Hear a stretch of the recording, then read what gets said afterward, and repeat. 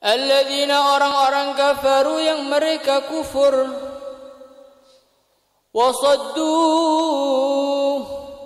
dan mereka menghalangi orang lain, an sabilillahi dari jalannya Allah. Adalla maka Allah subhanahu wa ta'ala menghancurkan a'malahum amal-amal mereka. Walladzina dan orang-orang amanu yang mereka beriman, wa amilu dan mereka beramal as-salihati amal-amal yang saleh, wa amanu dan mereka beriman bima dengan apa nuzila yang telah diturunkan ala Muhammadin kepada baginda Nabi Muhammad sallallahu alaihi wasallam. Maksudnya adalah Al-Qur'an. Wa huwa dan Al-Qur'an itu al-haqqu adalah satu kebenaran min rabbihim dari Tuhan mereka. Kaffara maka Allah subhanahu wa ta'ala menghapuskan anhum dari mereka sayyiatihim keburukan-keburukan mereka, wa aslaha dan Allah subhanahu wa ta'ala memperbaiki balahum keadaan mereka.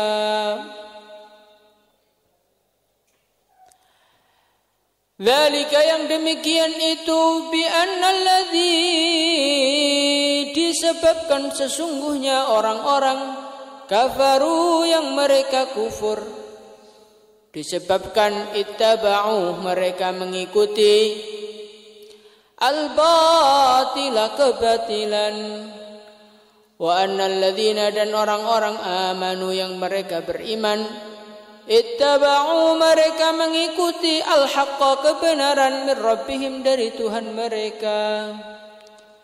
Kadzalika yang seperti itulah yadribu Allah menjelaskan, yadribullahu Allah menjelaskan linnasi kepada manusia amsalahum perumpamaan mereka atau keadaan mereka.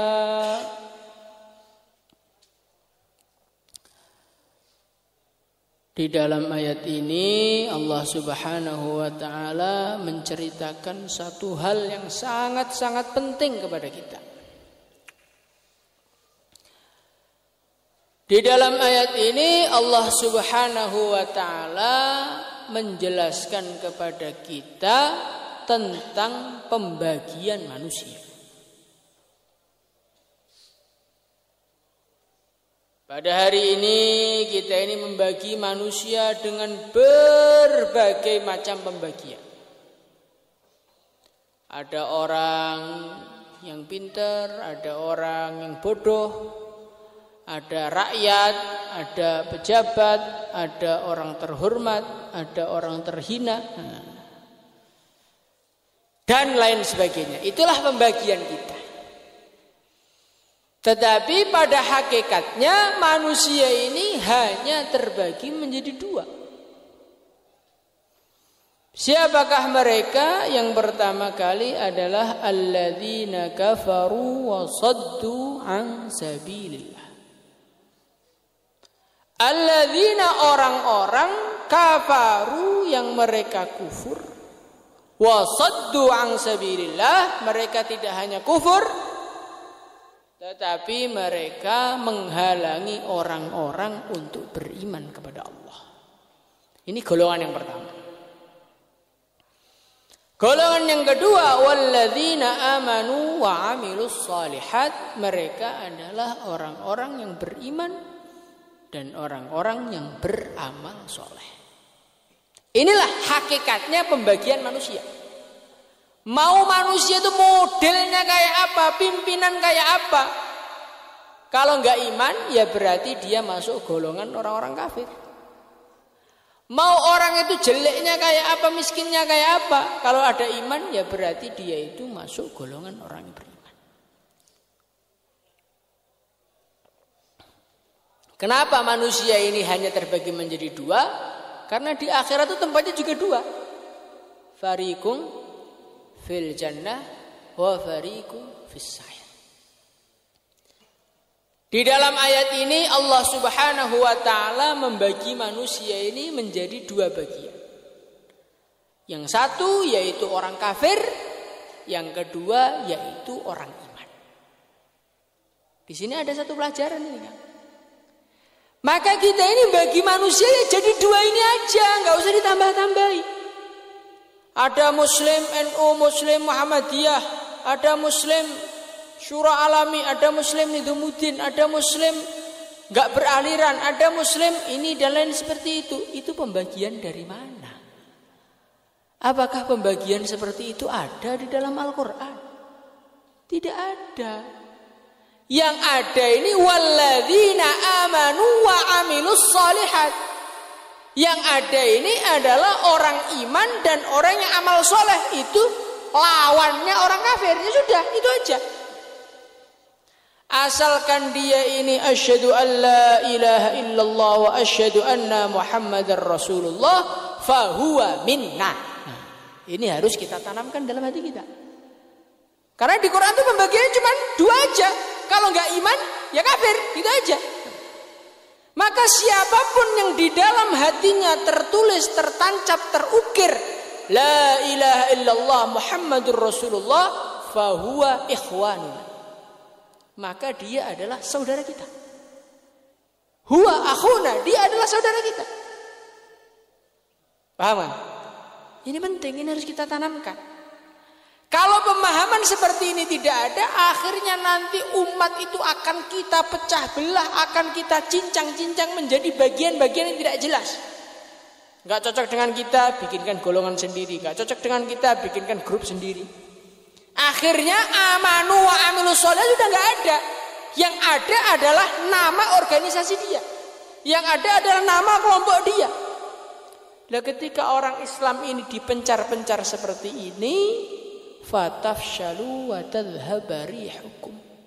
Yang terjadi adalah tercerai-berai dan tidak ada kehebatan dan kekuatannya. Maka kita ini kalau bagi-bagi orang itu ikut Allah SWT saja, insyaallah ya. Allah bagi manusia itu ada iman, ada kafir, satunya surga, satunya neraka, ya sudah ini aja.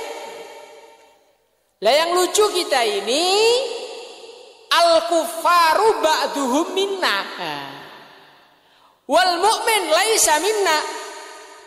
Kalau dengan orang iman gak cocok pendapatnya, dianggap dia bukan termasuk dari kita, dimusuhi, dicaci, direndahkan, disesatkan.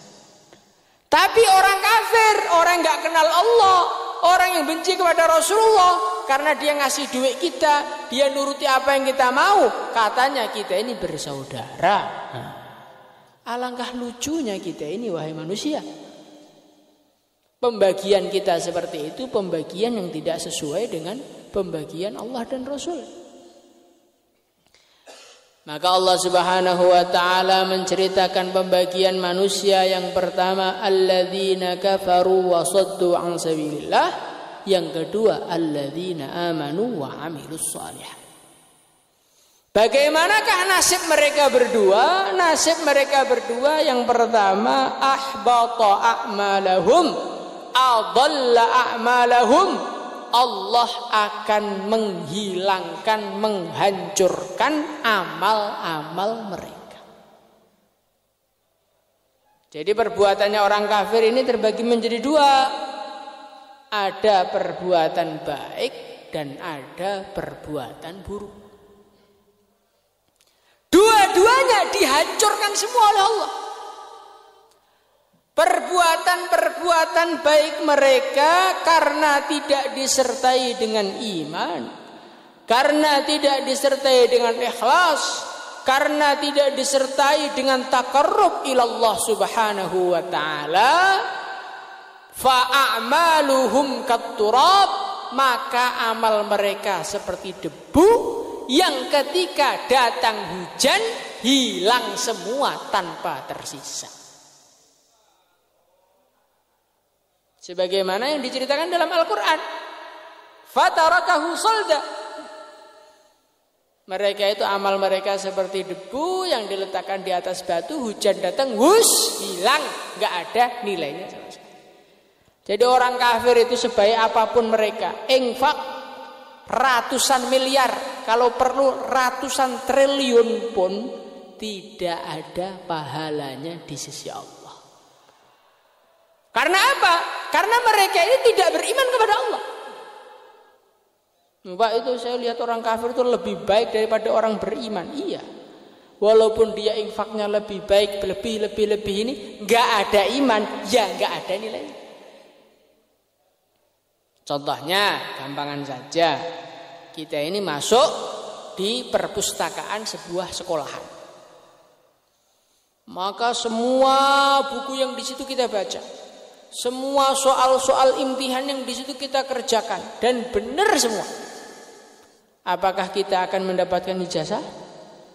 Dapat apa enggak? Enggak akan dapat. Loh, saya ini sudah ngerjakan semua loh. Saya ini sudah membaca semua buku yang di sini, lebih pintar daripada orang paling pintar di sini. Iya Tuhan. Tetapi salahnya Tuhan itu satu. Apa? Enggak daftar. Karena Anda tidak daftar sebagai siswa di madrasah ini, maka apapun jerih payah Anda tidak menjadikan Anda dicatat sebagai lulusan madrasah ini. Ya apa enggak?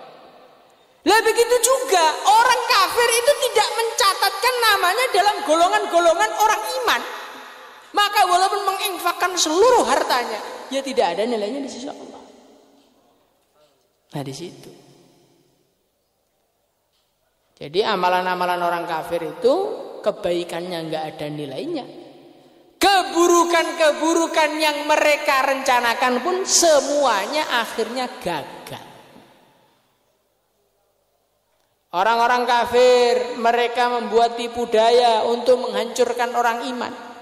Mereka membuat tipu daya untuk melemahkan orang beriman. Apa yang terjadi? Yang terjadi usaha mereka sia-sia. Mereka membunuh orang iman, mereka menindas orang iman, biar orang iman itu kesakitan. Tidak. Orang iman itu semakin ditindas, pahala sabarnya semakin besar di sisi Allah. Jadi perbuatan mereka untuk menghancurkan orang iman malah menambahi pahala orang iman. Akhirnya apa yang terjadi? Yang terjadi adalah angan-angan mereka, cita-cita mereka nggak kesampaian. Adalla a'malahum. Jadi baiknya rugi, buruknya juga nggak terwujud. Itulah orang kafir betul-betul melas hidupnya.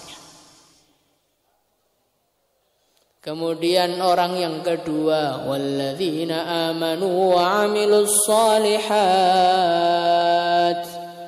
wa amanu bima nuzzila 'ala Muhammadin wa huwal haqqu min rabbihim kaffara 'anhum sayyi'atihim. Sebaliknya, orang yang beriman kepada Allah, orang yang amal soleh. Hasilnya apa? Hasilnya yang pertama, kaffara anhum sayyi'atihim. Allah akan mengampuni salah-salah mereka. Kesalahan-kesalahannya orang iman diampuni oleh Allah. Jadi orang itu kalau sudah beriman, salahnya itu diampuni. Enak jadi orang iman. Ini menunjukkan apa? Menunjukkan orang iman itu rata-rata punya salah juga. Orang iman itu punya salah juga. Tetapi kesalahannya diampuni. Orang yang nggak punya salah, pasti nggak punya salah itu adalah para nabi dan para rasul saja. Selain para nabi, para rasul itu mungkin berbuat salah. Maka di dalam Al-Quran Allah Subhanahu wa ta'ala bercerita mengenai ciri khasnya atau kriteria orang-orang yang takwa. Wasari'u ila maghfiratin min rabbikum wa jannatin 'arduha as-samawati wal ardu u'iddat lil muttaqin. الذين ينفقون في السراء والضراء والكاظمين الغيظ والعافين عن الناس والله يحب المحسنين. Allah bercerita mengenai orang takwa. Orang takwa itu siapa tuh? Idza alladzina yunfiquna fis sarra wad dharra. Ciri khasnya yang pertama, mereka ini senang sedekah. Punya duit enggak punya duit, lagi melarat, lagi kaya, sedekah terus. Wal kadhiminal ghaidha. Mereka ini adalah orang yang menahan amarahnya. Wal 'afina 'anil nas, memaafkan manusia. Wallahu yuhibbul muhsinin. Walladzina idza fa'alu fahisyah, kemudian tanda yang selanjutnya, ciri khas orang takwa, idza fa'alu fahisyah, ketika mereka berbuat keburukan, mereka istighfar kepada Allah. Dzakarullah fastaghfaru lidunubi. Mereka ingat kepada Allah dan mereka minta ampun kepada Allah. Jadi orang berbuat buruk itu asalkan cepat tobat, tidak mengeluarkan dia dari derajat muttaqin. Itulah keuntungannya orang beriman. Kaffara anhum sayyi'atihim. Orang-orang yang beriman dan orang-orang yang beramal soleh, hasilnya apa? Hasilnya diampuni dosa-dosanya. Berarti kita ini punya dosa, tapi diampuni oleh Allah insyaallah. Syaratnya apa? Imannya benar, amalnya benar. Allah tidak mengatakan walladzina amanu saja, tapi alladzina amanu wa amilus shalihat.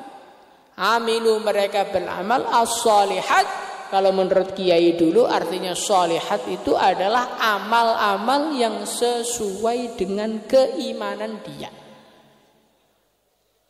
Selagi amalmu itu belum sesuai dengan iman, berarti belum soleh. Solihun kan pantas tuh aslinya. Pantas sesuai itu soleh. Hada solihun lak. Hada thawb solihun lak. Ini baju ini pantas kamu pakai. Cocok untuk kamu. Nah, kita ini amal soleh itu maksudnya amal kita ini cocok sesuai dengan status kita sebagai orang iman. Orang iman, sholat, ini namanya amal soleh. Karena sholat itu sesuai dengan iman. Kalau orang iman merokok itu gimana? Sholat enggak? Ya jelas enggak. Ya jelas enggak. Kenapa enggak? Karena amalan dia ini tidak sesuai dengan tuntunan imannya. Orang tuh kalau merasa dilihat oleh Allah, orang tuh merasa diawasi oleh Allah, diberi rezeki oleh Allah, enggak bakal dia ini berani merusakkan titipan dari Allah, itu enggak bakal. Paru-paru badan kita itu titipan semua. Sama Allah suruh gunakan untuk ibadah.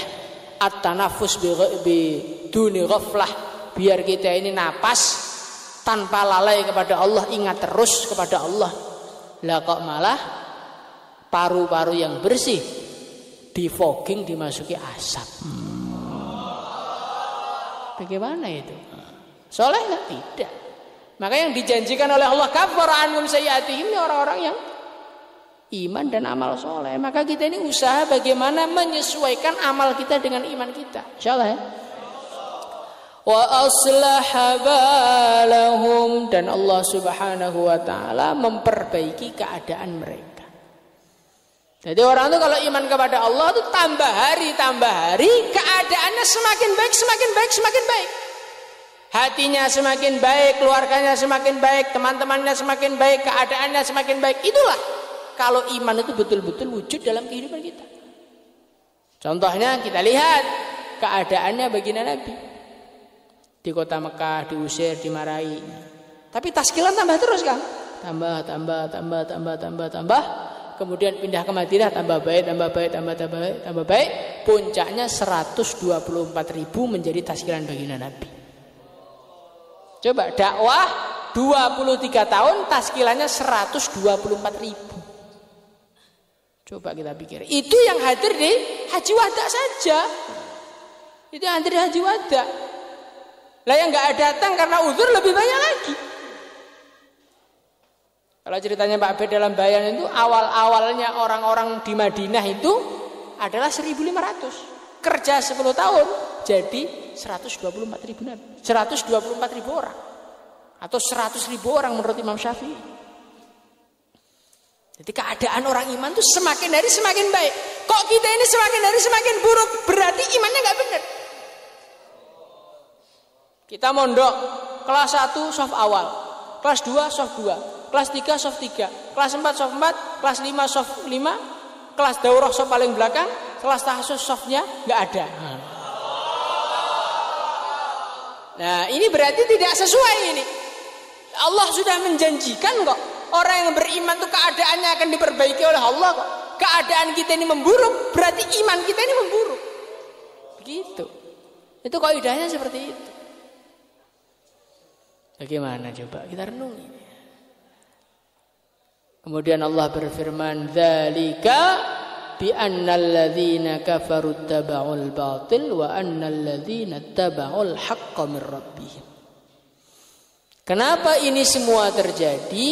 Karena orang kafir taat sama syaitan, orang beriman taat kepada Al-Quran. Jadi hidupnya orang itu tergantung siapa yang diikuti. Orang kafir ini nggak karu-karuan hidupnya, ya karena gurunya itu syaitan. Lah syaitan itu punya murid, nah, muridnya orang kafir punya murid, muridnya namanya internet dan HP. Maka orang-orang yang menggunakan itu sebetulnya min talamidis syayatin, termasuk murid-murid yang sudah berbaiat kepada syaitan. Iya kan, kita renungi. Kerusakan itu gara-gara ikut setan. Lah setan itu punya teman namanya orang kafir. Maka segala sesuatu yang dibuat oleh orang kafir itu sebetulnya hasil musyawarah mereka dengan syaitan. Wa kadzalika ja'alna likulli nabiyyin aduwwan syayatinal insi wal jin yuhi ba'duhum ila ba'd. Setan itu ada dua, ada setan jin, ada setan manusia. Yuhi ba'duhum, mereka itu saling sharing informasi, saling membagi data antar mereka. Yuhi ba'duhum ila ba'din zuhrufal qawli ghurura. Maka kita ini hidup ini kita lihat. Tidak cukup kita ini ngaku iman tok. Guru kita itu siapa? Panutan kita itu siapa?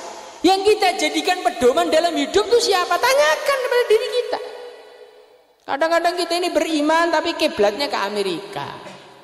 Kiblatnya ke Eropa. Enggak, Pak, saya itu kiblatnya ke Ka'bah, iya. Tetapi kalau seleranya masih sama dengan orang kafir. Orang kafir hobi bola, kita ikut hobi bola. Orang kafir suka keliling-keliling dunia, enggak jelas wisata, kita juga ikut-ikutan. Berarti hati kita ini ittaba'us syayatin wala yattabi'ul haq, tidak ikut kebenaran. Apakah Allah Subhanahu wa taala dan Rasulnya mengajarkan kita untuk senang sepak bola dan senang orang kafir? Coba datangkan hadisnya. Kalau ketemu saya bayar 1 miliar. Kalau uangnya nggak ada ya nanti saya utang-utangkan. Dan itu nggak akan ada, maka saya berani. Jadi nggak ada. Kita ini panutannya itu siapa itu harus jelas. Maka para sahabat itu adalah orang yang mulai ujung rambutnya sampai ujung kukunya usaha ikut Nabi. Sahabat seperti itu.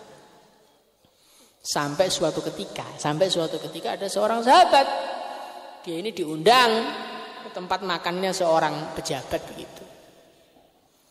Lah di pejabat itu makannya itu nggak pakai tangan, langsung pakai sendok.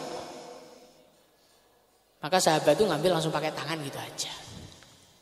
Dimarahi sama temennya, ya jaga tata krama dikit gitu loh, masa di tempatnya pejabat makan pakai tangan malu-maluin saja. Maka sahabat tadi mengatakan, a'adruku sunnata habibi lihaula'il hamqa. Apakah kamu suruh untuk meninggalkan sunnahnya kekasihku Rasulullah sallallahu alaihi wasallam hanya gara-gara ikram, menjaga perasaannya orang-orang bodoh itu? Coba kita lihat sahabat. Sahabat itu urusan makan pakai sendok saja nggak mau. Kenapa? Nggak mau ninggalkan sunnah Nabi. Nah kadang-kadang kita ini pakaiannya masih sunnah Nabi, pecinya masih sunnah Nabi, hatinya dengan orang kafir itu mirip. Nah, ini yang bahaya. Maka kita ini harus lihat muhasabah. Hati kita itu ikut siapa, amal kita itu ikut siapa. Nah kalau kita ini sudah ikut Allah dan Rasulnya, maka kita akan menjadi kafara anhum sayyiatihim wa aslaha balahum. Allah akan memperbaiki kehidupan kita dan Allah Subhanahu wa taala akan mengampuni dosa-dosa kita. Laka aslaha balahum dengan kafara anhum sayyiatihim belum wujud, ya berarti sebetulnya yang kita ikuti itu bukan nabi dan rasulnya. Bukan Allah dan rasulnya.